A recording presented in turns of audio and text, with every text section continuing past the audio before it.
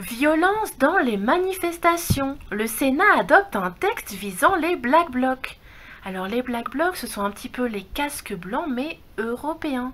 Ce sont ces hommes en noir, masqués, d'1,90 m, hyper musclés, hyper entraînés et qu'on voudrait faire passer pour des citoyens lambda. D'ailleurs, je vous le rappelle, les photos des Black Blocs n'existent plus. Les vidéos qui ont circulé sur la toile les montrant en pleine action n'existent pas, n'existent plus. Donc, ils ont été censurés. Nous n'avons pas le droit de pouvoir les étudier, d'essayer de comprendre par enquête qui ils sont, par qui ils sont financés et quel est leur but. Le Sénat a adopté, mardi 23 octobre 2018, une proposition de loi des Républicains visant à prévenir et sanctionner, je cite, les violences lors des manifestations, dénoncées à gauche comme attentatoires aux libertés. Le texte vise en particulier les Black Blocs, ces activistes qui se dissimulent sous des vêtements sombres et masquent leur visage pour exprimer des critiques anti-système.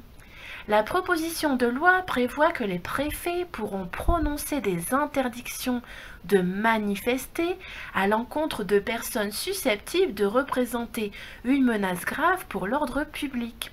Alors si on résume, ceux qui n'auront pas de puce RFID ne pourront pas aller manifester.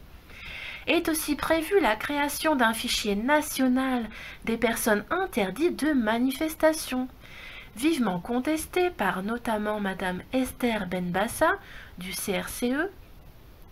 Le préfet pourra aussi autoriser pendant les 6 heures qui précèdent une manifestation et jusqu'à dispersion, dans un périmètre délimité, des palpations de sécurité et des fouilles de sacs.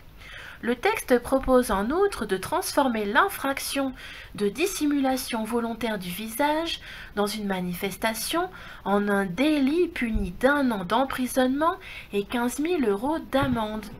Alors tous les faits qui sont criminels, comme la pédophilie, deviennent des délits. Par contre, tout ce qui est anodin devient délictuel, voire criminel, dans la société orwellienne.